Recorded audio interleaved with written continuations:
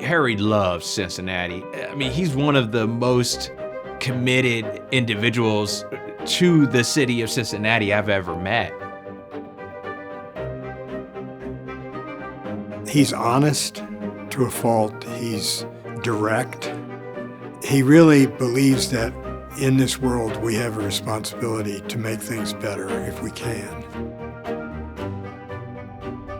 He has put a lot of time and effort into trying to make this community better, and he has focused his efforts, I think, in specific areas so that he's really had an impact. I grew up in Cincinnati, yeah. When you talk about a Cincinnatian, that's me. I went to law school at the University of Cincinnati, got out of law school, and my dad said to my brother and I, let's start our own firm. I didn't do too many courtroom appearances, but enough to let me know how the judicial system worked and how it didn't work. He often says that his mother told him when he was young that in this world you need to be a leader. And that's the way Harry sees himself, as a leader.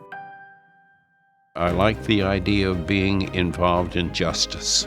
There's a sense of balance, like a teeter-totter. If one guy weighs 150 pounds and the other person 100, the teeter doesn't totter. I spent a lot of my life creating fairness so that the teeter-totter can go back and forth, and everybody has an opportunity to either, if you can say this, teeter or totter. Okay, that's that start.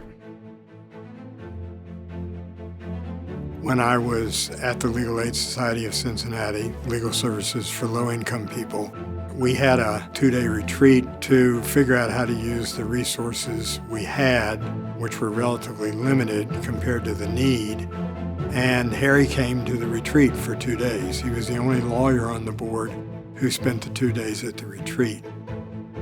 He came away from that realizing how much need there was for legal services in the community, and he immediately said, we've got to get private attorneys involved in doing these services. Harry really changed the trajectory of legal aid. He was a bridge builder between what had been an effective but isolated legal aid program with maybe about 25 lawyers and tied us into the private bar through creating a volunteer lawyers project. We visited all of the 25 largest law firms in the city and said to them, there are a lot of people in this city that don't have any access to justice. And we want to get as many lawyers as we can in this city to handle cases for free for people that can't afford to pay for the legal system.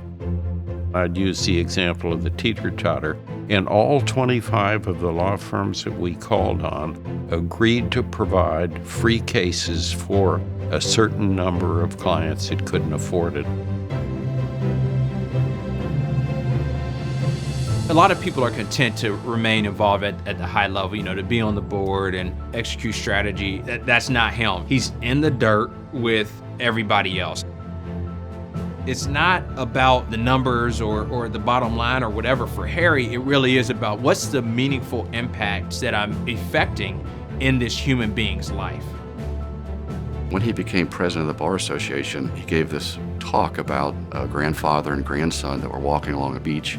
The beach was strewn and littered with starfish, and they were dying, of course, because they had gotten washed up. And the grandson picked up one and threw it back in the water, and they walked a little further and did it again. And finally, the grandfather said to his grandson, there's just so many here, you can't make a difference.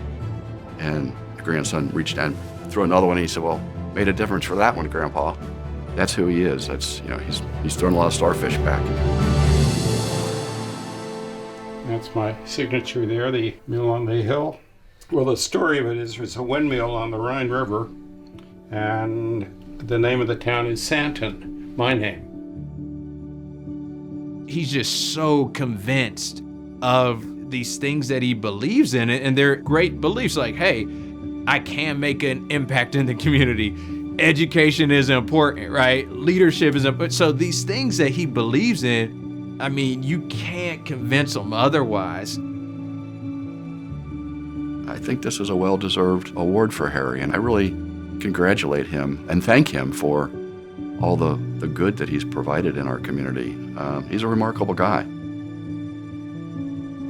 You could not have chosen a better person. I ran into Ann, his wife, in the grocery store, and she told me that he was very excited about it. He comes into a group of people that are very distinguished and had made great contributions.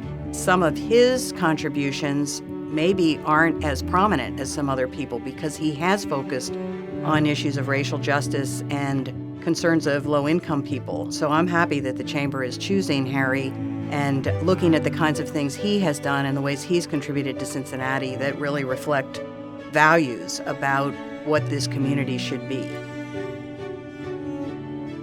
I hope it's contagious. And that is to make sure that those that don't have what you have an opportunity to better their own lives.